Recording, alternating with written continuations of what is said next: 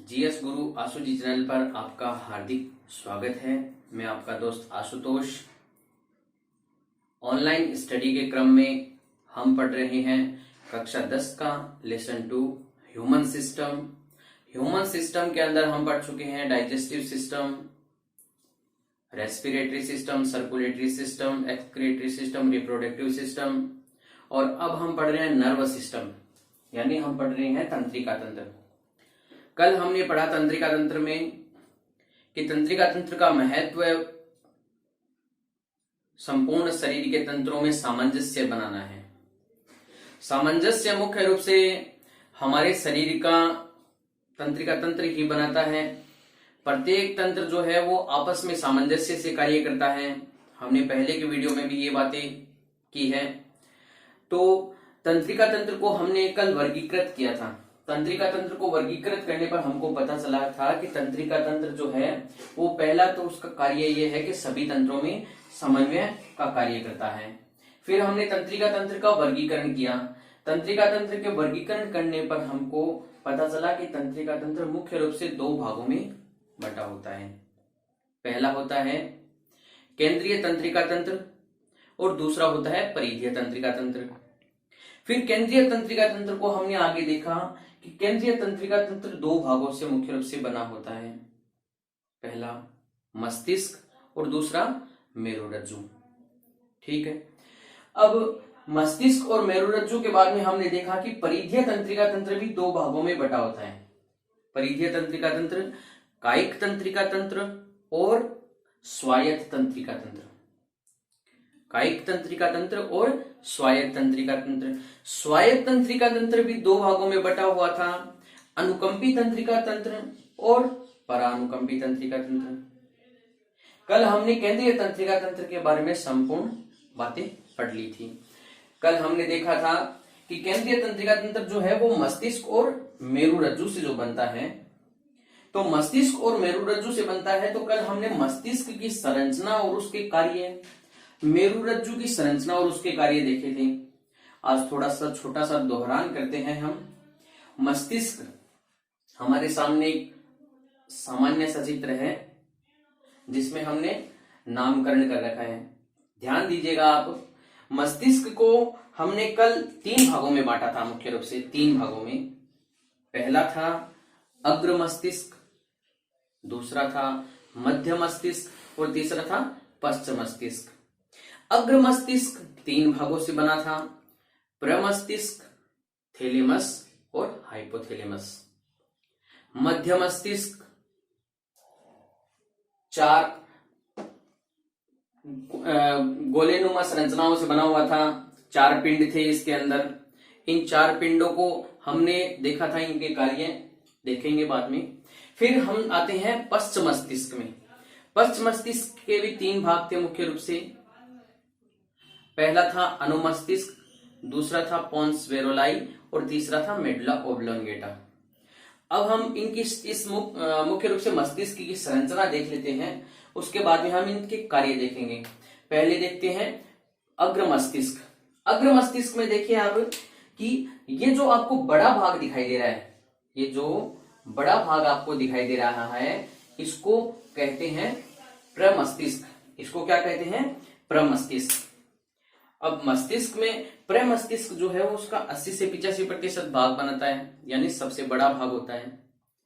मस्तिष्क की कल हमने देखा था कि मस्तिष्क खोपड़ी में यानी स्कल में सुरक्षित रहता है। उसके चारों तरफ तीन झिल्लियां पाई जाती है, ड्यूरामेटर, एरेक्नोइड और पाइयामेटर, जो उसे सुरक्षा प्रदान करती है।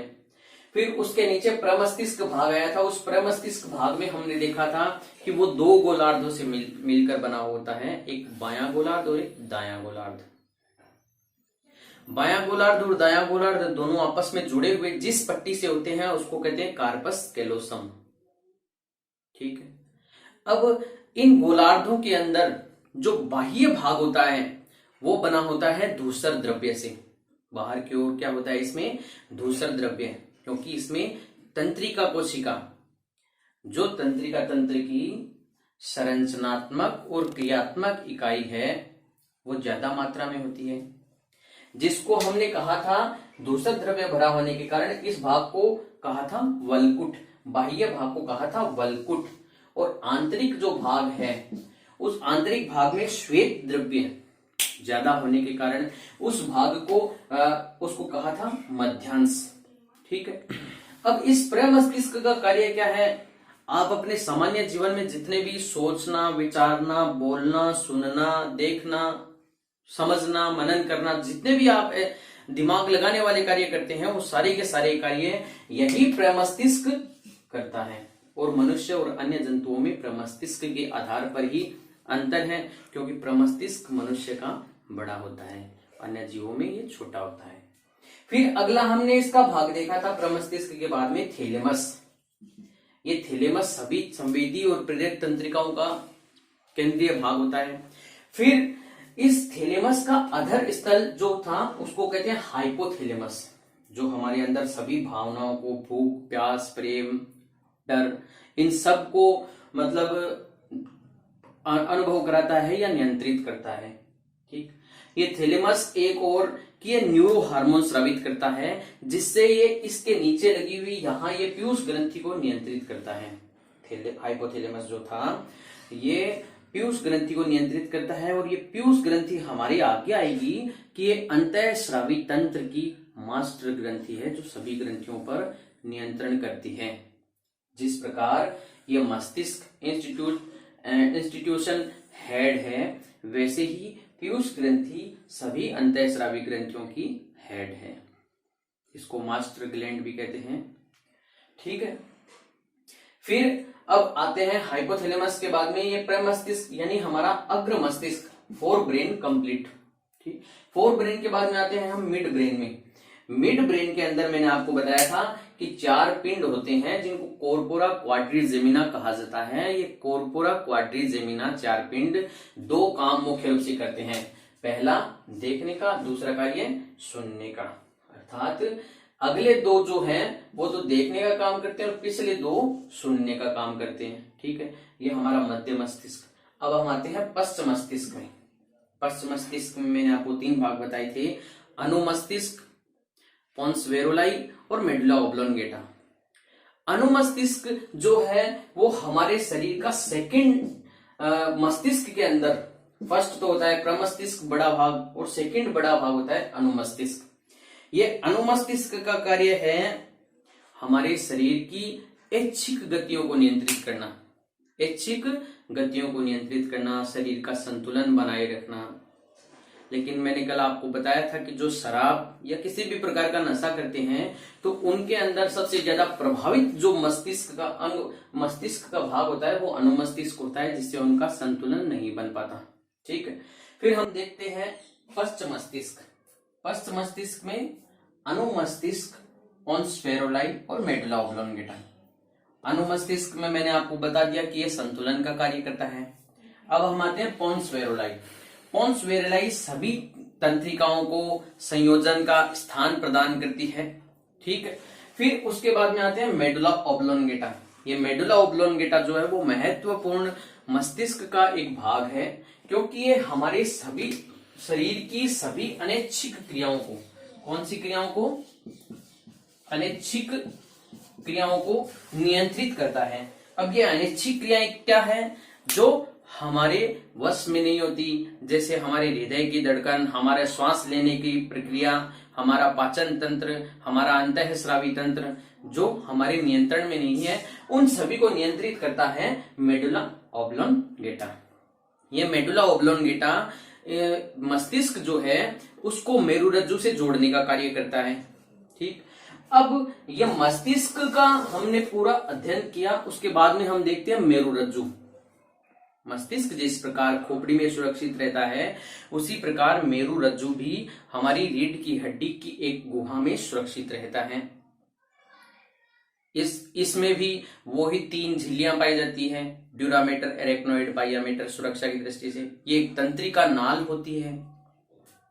इसमें बस थोड़ा सा ये डिफरेंस यहां ध्यान रखने की बात है कि मस्तिष्क के अंदर धूसर द्रव्य बाहर की ओर जो वल्कुट भाग बनाता है और श्वेत द्रव्य अंदर की ओर जो मध्यांश भाग बनाता है, लेकिन मेरुरज्जु में श्वेत द्रव्य बाहर की ओर और धूसर द्रव्य अंदर की ओर होता है। ठीक। ये हमने केंद्रीय तंत्रिका तंत्र को देख लिया। हमने ये केंद्रीय तंत्रिका तंत्र को देख लिया। अब केंद्रीय तंत्रिका तंत्र के बाद में हम देखेंगे परिधीय तंत्रिका तंत्र। परिधीय तंत्रिका तंत्र को देखने से पहले हम देखते हैं परिधीय तंत्रिका तंत्र में हम देखेंगे कायिक तंत्र। परिधीय तंत्रिका तंत्र में हम देखेंगे कायिक तंत्र। कायिक तंत्र हमारे शरीर की ऐच्छिक क्रियाओं को नियंत्रित करता है। ऐच्छिक क्रियाओं को नियंत्रण, जैसे मान लो हमें कोई बाह्य अगर आदेश मिला है उसकी पालना कायिक तंत्रिका तंत्र के द्वारा की जाती है। जैसे हम सामान्यतः क्लास में देखते हैं, गुरुजी ने किसी को कहा कि आपको ये प्रश्न आता है तो हाथ ऊपर कीजिए। हमारे मस्तिष्क ने सोचा समझा उस बात को और हाथ ऊपर करने का काम किया कायिक तंत्रिका तंत्र ने, क्योंकि ये ऐच्छिक पेशियों को नियंत्रित करता है। कायिक तंत्रिका तंत्र के बाद में आता है स्वायत्त तंत्रिका तंत्र। ये स्वायत्त तंत्रिका तंत्र जो है वो हमारे शरीर की ऊर्जा को बचाता भी है और ऊर्जा को खपत को बढ़ाता भी है। स्वायत्त तंत्रिका तंत्र जो है वो हमारे शरीर के अंदर दो भागों में बटा हुआ होता है, एक अनुकंपी तंत्रिका तंत्र और एक परानुकंपी तंत्रिका तंत्र। अनुकंपी तंत्रिका तंत्र जब कोई विपरीत परिस्थितियां आती है तो हमारे शरीर को अधिक ऊर्जा की आवश्यकता होती है, तो ये अनुकंपी तंत्रिका तंत्र हमारे शरीर की उन क्रियाओं को बढ़ाता है जिससे ऊर्जा का उत्पादन अधिक मात्रा में होता है। ठीक है, अब यानी ये ऊर्जा की खपत ज्यादा कर देता है अनुकंपी तंत्रिका तंत्र विपरीत परिस्थितियों में। फिर आता है परानुकंपी तंत्रिका तंत्र। परानुकंपी तंत्रिका तंत्र हमारे आराम की अवस्था के अंदर कार्य करता है। आराम की अवस्था में जब हम होते हैं तो हमारे सभी तंत्रों की क्रियाशीलता को कम करता है और हमारे अंदर ऊर्जा बचाने का कार्य ज्यादा करता है। तो इस प्रकार हमने पढ़ा कि स्वायत्त तंत्रिका तंत्र जो है वो दो भागों में बटा होता है, अनुकंपी और परानुकंपी तंत्रिका तंत्र। अब आज हम कायिक तंत्र को पढ़ चुके हैं, हम स्वायत्त तंत्रिका तंत्र को पढ़ चुके हैं। स्वायत्त तंत्रिका तंत्र के बाद में हम पढ़ते हैं तंत्रिका कोशिका। तंत्रिका कोशिका हमारे शरीर की तंत्रिका तंत्र की संरचनात्मक और क्रियात्मक इकाई होती है। हमने शुरू में ही पढ़ा है इस पाठ के कि शरीर की संरचनात्मक और क्रियात्मक इकाई क्या होती है? कोशिका। प्रत्येक तंत्र कोशिका से मिलकर बना होता है। अलग अलग प्रकार की कोशिकाएं प्रत्येक तंत्र के अंदर होती है। तो तंत्रिका तंत्र के अंदर जो कोशिका होती है उसको कहते हैं तंत्रिका कोशिका। उसका हम एक छोटा सा चित्र बना के देखेंगे, देखते हैं।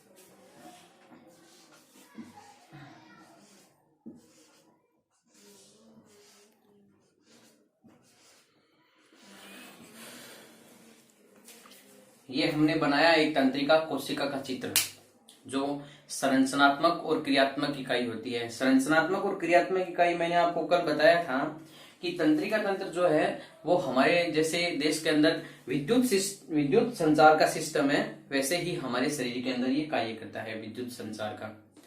मतलब विद्युत संचार में जो मुख्य कार्यकारी होते हैं वो तार होते हैं, जैसे एल्यूमिनियम के हो सकते हैं, तांबे के हो सकते हैं। उसी प्रकार ये तंत्रिका कोशिका जो है वो भी एक तार का कार्य करती है। और बहुत सारी तंत्रिका कोशिकाएं आपस में जुड़कर एक लंबी संरचना बनाती है, मस्तिष्क से लेकर किसी भी अंग तक की या किसी भी भाग तक की। जैसे मान लो ये मेरी उंगली का पोर है, इस पोर से लेकर पूरे मस्तिष्क तक एक लंबी तारनुमा संरचना बनाती है। फिर मेरे को यहाँ पे अगर किसी ने छुआ तो मेरे को पता कैसे चलेगा? इस मस्तिष्क को इन्हीं तंत्रिका कोशिकाओं के कारण। अब तंत्रिका कोशिका की हम संरचना पढ़ते हैं तो तंत्रिका कोशिका को 3 भागों में बांटा गया है। और इस तंत्रिका कोशिका की एक विशेषता और है कि ये हमारी शरीर की सबसे लंबी कोशिका है। और इनकी एक विशेषता और है कि इनमें किसी भी प्रकार का विभाजन नहीं पाया जाता जन्मने के बाद में। यानी हम जब जन्म लेते हैं तो जन्म लेने के बाद में हमारे शरीर के अंदर तंत्रिका कोशिका में किसी भी प्रकार का विभाजन नहीं होता, केवल उनकी वृद्धि होती है। और सबसे लंबी कोशिका ये है, इनकी लंबाई करीबन 90 सेंटीमीटर तक हो सकती है। 90 सेंटीमीटर भी हो सकती है इनकी लंबाई। ठीक है। अब तंत्रिका कोशिकाएं का कितने भागों में बटी है? तो पहला भाग देखिए आप, इस भाग को कहते हैं साइटोन या कोशिका काय। क्या कहते हैं? कोशिका काय। इसको कहते हैं साइटोन या कोशिका काय। इसको कहते हैं एक्सोन। एक्सोन या तंत्रिकाक्ष। ठीक है। ये जो लंबा नीचे भाग होता है। फिर ये जो धागेनुमा संरचनाएं निकली होती हैं, इन धागेनुमा संरचनाओं को कहा जाता है डेंड्राइट्स। डेंड्राइट्स या ध्रुमास्म। ठीक है। अब हम देखते हैं कि इनका क्या कार्य होता है। ये ध्रुमास्म, एक्सोन, साइटोन। साइटोन तो इस कोशिका का भाग पूरा का पूरा जो कोशिका काय बनाता है, इस कोशिका काय के अंदर एक केंद्रक पाया जाता है। सामान्य कोशिका के जैसे एक केंद्रक पाया जाता है। इसमें विशेष रूप से तंत्रिका कोशिका के अंदर पाई जाते हैं निश्चल कणिकाएं। ये निश्चल कणिकाएं हैं और विशेष रूप से अभिरंजित होती हैं। जब इनको तंत्रिका कोशिकाओं की पहचान की जाती है तो निश्चल कणिकाओं को अभिरंजित किया जाता है। ठीक। फिर हम देखते हैं कि साइटोन्स के बाद में आता है एक्सोन। ये डेंड्राइट्स जो है ये किसी भी अन्य कोशिका से संवेदनाओं को ग्रहण करते हैं या अंगों से संवेदनाओं को ग्रहण करते हैं और ग्रहण करने के बाद में कोशिका काय तक भेजते हैं। अब ये डेंड्रोन जो है एक लंबी संरचना होती है। ये लंबी संरचना के ऊपर कोशिकाओं का एक आवरण पाया जाता है जिसको माइलिन आच्छाद्य कहते हैं। क्या कहते हैं इसको? माइलिन आच्छाद्य। माइलिन आच्छाद्य। और आप समझ सकते हैं ये माइलिन आच्छाद्य जो है एक कुचालक होता है ताकि इसकी इफिशियंसी, माइलिन आच्छाद्य जो है वो एक कुचालक परत होती है ताकि इस तंत्रिका कोशिका की दक्षता बढ़े और ये एकदम अच्छे से कार्य कर सके, ताकि संवेदनाएं बहुत जल्दी मस्तिष्क तक पहुंच सके और मस्तिष्क से जो प्रत्युत्तर मिला है वो अंगों तक पहुंच सके। इस माइलिन आच्छाद्य की तुलना आप कर सकते हैं किसी भी तार के ऊपर कुचालक परत लगी होती है, रबड़ या प्लास्टिक की जो, वो उसके जैसे इसकी तुलना कर सकते हैं। फिर ये एक्सोन जो है वो नीचे घुंडिया बनाता है। एक्सोन के नीचे ब्रांचिंग होती है और उन ब्रांचिंग में घुंडिया बनती है। यहाँ पे ये घुंडिया जो है इनको कहते हैं सिनेप्टिक नोब। क्या कहते हैं इनको? Synaptic knob. ये सिनेप्टिक नोब के अंदर भरा इन सिनेप्टिक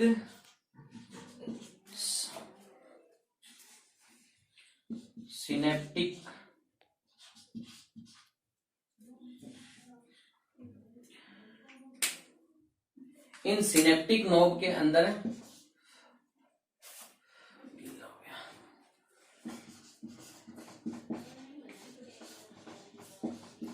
इन सिनेप्टिक नोब के अंदर जो है वो भरा रहता है न्यूरोट्रांसमीटर। अब इस न्यूरोट्रांसमीटर का क्या काम है? न्यूरोट्रांसमीटर का काम यह है कि ध्यान से देखिएगा, तंत्रिका कोशिका का अब हम कार्य देख रहे हैं। तंत्रिका कोशिका की हमने संरचना देख ली, डेंड्राइट्स, साइटोन, एक्सोन हो गया। अब इसका कार्य क्या है, ये डेंड्राइट्स जो है वो अन्य तंत्रिका कोशिका से संवेदनाओं को ग्रहण करते हैं या किसी अंग से संवेदनाओं को ग्रहण करते हैं, और ये संवेदनाएं ग्रहण करने के बाद में भेजते हैं कोशिका काय की तरफ, और ये कोशिका काय अब संवेदनाओं को भेजता है एक्सोन में, यानी तंत्रिकाक्ष में। तंत्रिकाक्ष जो है वो एक पथ के जैसे कार्य करता है, और यहाँ फिर एक अन्य तंत्रिका कोशिका हो जाएगी, और उस अन्य तंत्रिका कोशिका का डेंड्राइट्स होगा। ठीक, अब यहाँ अन्य तंत्रिका कोशिका का डेंड्राइट्स होगा, और यहाँ ये सिनेप्टिक नोब है, यहाँ अन्य तंत्रिका कोशिका है, इनके बीच में छोटा सा स्पेस होता है। ठीक, इस स्पेस को कहते हैं सिनेप्स, इस मतलब भाग को कहते हैं सिनेप्स। यहाँ पर इनके बीच में एक छोटा सा भाग होने के कारण और ये आपस में टच नहीं करते, लेकिन इस कोशिकाओं में संवेदनाओं को पहुंचाने के लिए इन गुंडियों में जो न्यूरोट्रांसमीटर भरा रहता है, वो न्यूरोट्रांसमीटर इसके ऊपर मतलब प्रवाहित किया जाता है, जिससे यहां से संवेदनाएं इसकी दूसरी कोशिकाओं के अंदर जाती है। ठीक है, अब न्यूरोट्रांसमीटर का काम क्या है? न्यूरोट्रांसमीटर का काम यह है कि जब संवेदनाएं यहां से यहां तक चलती है तो वो एक कमजोर हो जाती है। कमजोर का मतलब उनका प्रभाव कम हो जाता है, तो ये न्यूरोट्रांसमीटर उनके प्रभाव को वापस बढ़ाता है। इस न्यूरोट्रांसमीटर की तुलना आप ट्रांसफार्मर से कर सकते हैं। ट्रांसफार्मर का कार्य क्या होता है कि जैसे मान लो अपने यहाँ कोटा से बिजली चलती है, तो जितने वोल्ट से चलती है तो उसका वोल्टेज कम हो जाता है रास्ते में चलते चलते। तो ट्रांसफार्मर में से जब उस विद्युत को गुजारा जाता है तो उसकी वोल्टता बढ़ जाती है उसके अंदर कुंडली के कारण। तो इस प्रकार ये उसके न्यूरोट्रांसमीटर जो है वो संवेदना के प्रभाव को बढ़ाता है। ठीक है, ये हमारा तंत्रिका कोशिका का संरचना और कार्य हो गए। ठीक, अब हम देखते हैं तंत्रिका कोशिकाएं कितनी प्रकार की होती है। किसी मस्तिष्क के अंदर बहुत प्रकार की तंत्रिका कोशिकाएं होती है, मेरुरज्जु में होती है, लेकिन मुख्य रूप से तंत्रिका कोशिकाएं 3 प्रकार की होती है। पहली होती है प्रेरक तंत्रिकाएं, पहली होती है संवेदी तंत्रिकाएं, दूसरी होती है प्रेरक तंत्रिकाएं, और तीसरी होती है मिश्रित तंत्रिकाएं। अब संवेदी तंत्रिकाएं क्या है, ध्यान दीजिएगा आप। संवेदी तंत्रिकाएं क्या है?